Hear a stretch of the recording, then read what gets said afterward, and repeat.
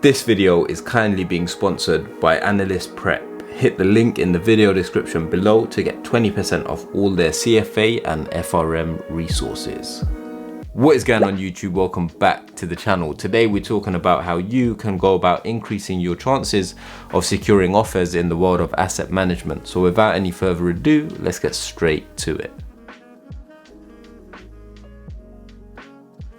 You don't have any relevant experience, spring weeks or internships on your CV. The honest truth is most people that get interviews and invites for assessment centers have strong relevant experience on their CVs, whether it's from spring weeks, internships or anything that they've done previously that is related to finance, banking, asset management. So if you don't have that on your CV, immediately you're at a disadvantage when it comes to employers looking at your CV and your application. The reason for that is it's easier for a bank to interview someone who's got relevant experience compared to inviting someone for an interview whose CV is pretty much empty. It's basically a safer bet. So typically when you apply, you're going to do your application, you upload your CV, you upload your cover letter. What HR people and what employees, analysts, associates, VPs, etc. do when they see your application, they look at your CV and immediately they might look at grades, but the bulk of your CV is experience. So what they're looking for is, has this person done anything similar to what they're applying to? And if so, is it interesting? Is it worthy of competing with the rest of the applicants for an offer of an interview to come into the offices or have an online interview with the firm? A lot of you might be saying, yo, Afzal man, I've tried and tried to apply. I've tried to get experience. I've tried to get spring weeks. I just can't get anything. What the flip am I meant to do? My advice to you would be focus on extracurricular activities. I always say this whenever I do talks at unis, in my previous videos. Don't just be a member of a society at university, try and take on a leadership position. That gives you a lot more to talk about on your CV. Do voluntary stuff, do things outside of university or school, and it allows you to talk about these things on your CV because at the end of the day, you're going to develop the relevant skills that can help you when it comes to applying for asset management internships, spring weeks, and grad schemes. So if you can't get relevant experience, focus on irrelevant experience and extracurricular activities, and then pitch on your CV the skills that you've learned and developed from doing those things.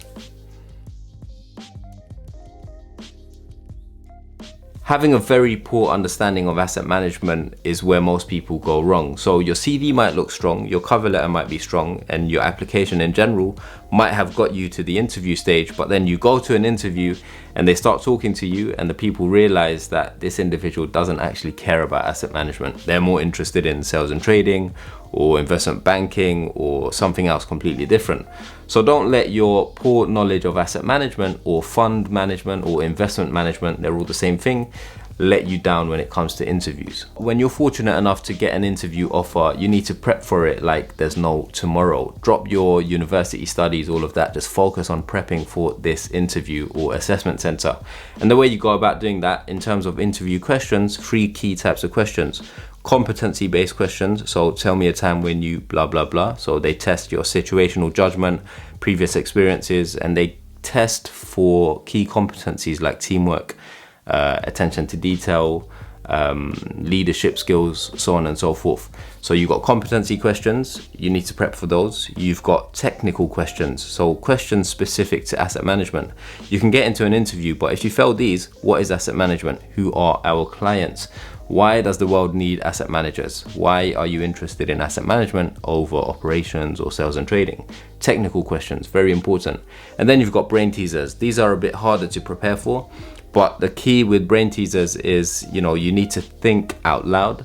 It's all about your thought process and your approach to problem solving. So those are the 3 key things you need to prep when it comes to interviews. And then one other thing you can focus on is commercial awareness and company specific. So if I'm going for an interview for PIMCO internship, I need to know everything about PIMCO, their clients, their CEO, how many regions they're operating in, what areas do they specifically focus on, where are they the best at, where are they not so good at, who are their key competitors, are they better at fixed income portfolio management or equity portfolio management. The more you know about the company that you're going to interview for, the more of a chance you have of coming out with a full-time offer or an internship offer. Before we carry on with the video, let me introduce today's video sponsor, Analyst Prep. If you're currently studying for the CFA or the FRM, or you hope to do so, then you should definitely consider Analyst Prep as a dedicated resource to help you get through your exams. They've got a ton of study notes, practice questions, mock exams, and video lessons. They cover every chapter of FRM Level 1 and Level 2 with over 93 video lessons, as well as tons of similar resources for CFA Level 1, 2, and 3. So this is the dashboard, and you can see how you're performing relative to other Analyst Prep users, and you can see your progress in each of the different topics. And then we've got the question bank. Here you can access questions from different modules and chapters for the level of the exam that you're studying for. They've got tons of different questions for each topic. And then we've got lots of different mock exams which will always be useful for your preparation. We've also got a section which is dedicated to allow you to customize your own personal quizzes. So if you feel like you want to create a quiz with X number of questions on a given topic, you can do that. Last but not least, we've got chapter readings, so if you feel like you need to brush up on a few chapters, then you can read those. And finally, they've got tons of high quality videos that will allow you to further cement any concepts or knowledge that you've been struggling to do so otherwise. Analyst Prep have over 50,000 satisfied customers, and best of all, their products and programs are a lot cheaper than what you might find elsewhere in the market. If you want 20% off all Analyst Prep programs, then hit the link in the video description below and use the code Afzal20 at checkout. Now let's get back to the video.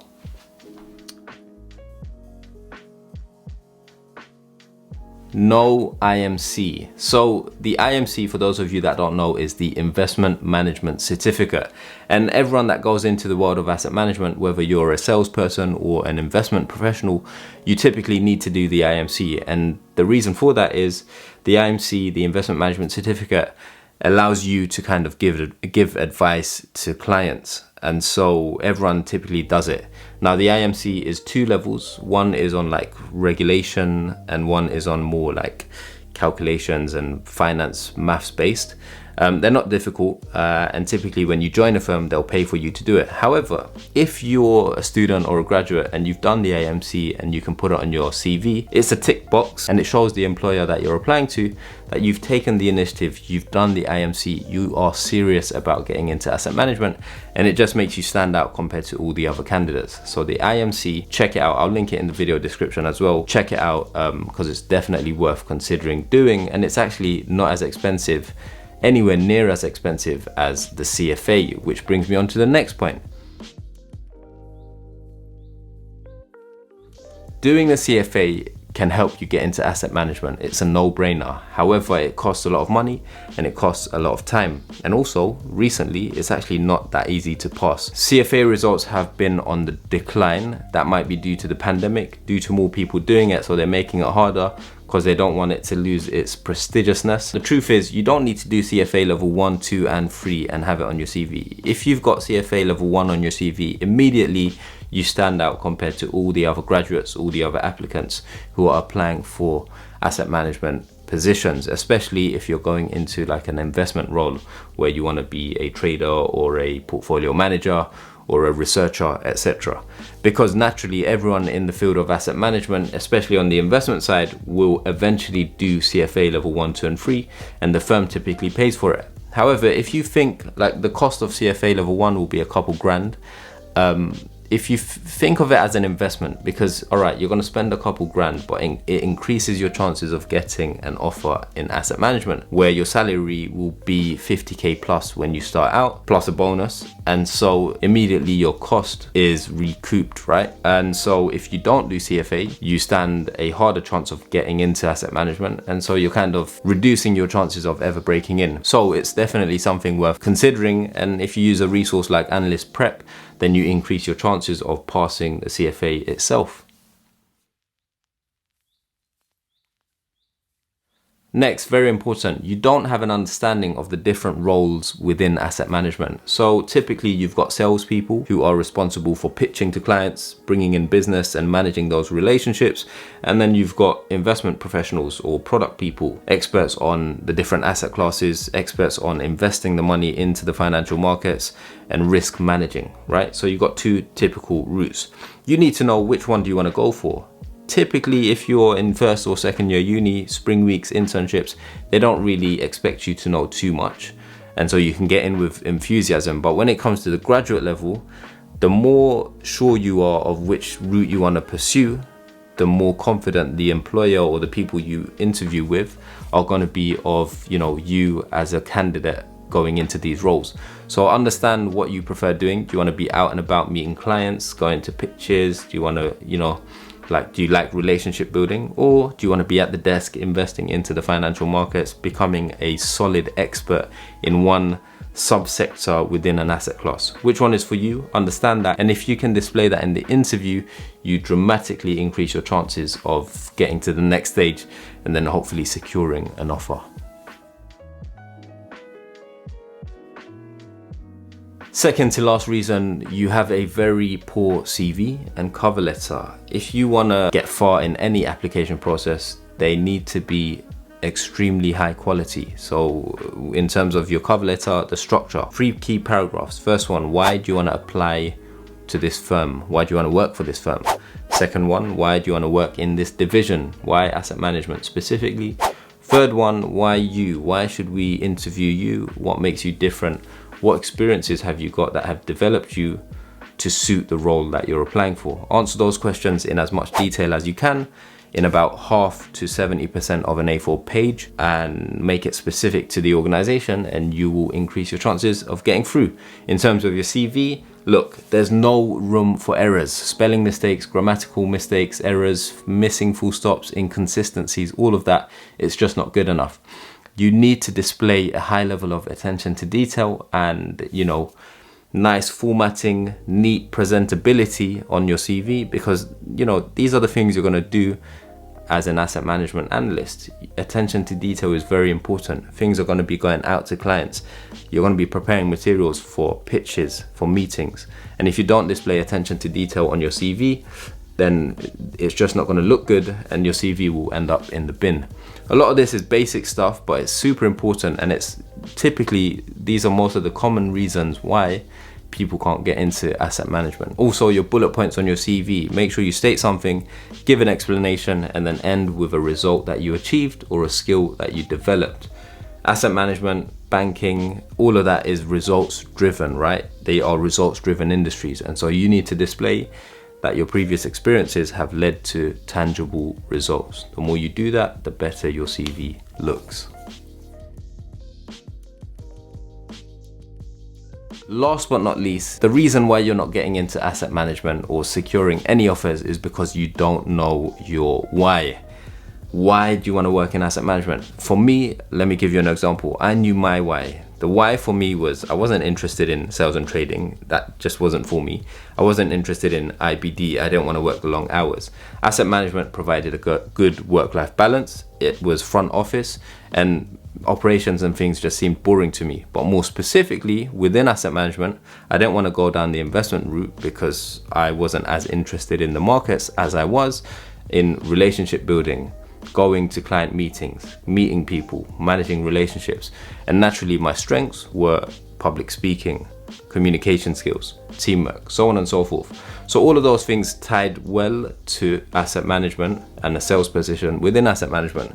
And my prior experience, I gained insight into asset management at BlackRock. In my first year, I had some experience at BlackRock, the largest asset manager in the world. I saw what the investment side looks like and what portfolio management is like. And I saw what client relationship and sales is like. And I preferred the sales position. So in my second year, I applied to asset management specifically.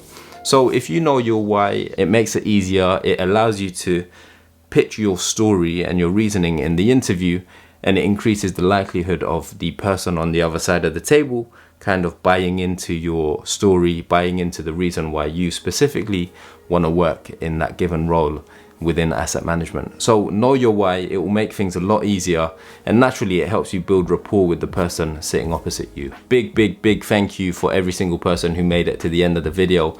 If you want to help the channel get to 100,000 subscribers, hit the like button down below and subscribe to the channel if you haven't already. It's all good for the YouTube algorithm, all of that. And it allows me to keep putting out videos for you every single week. Any comments, any questions, leave them in the comment section down below, and I will see you in the next video. Peace.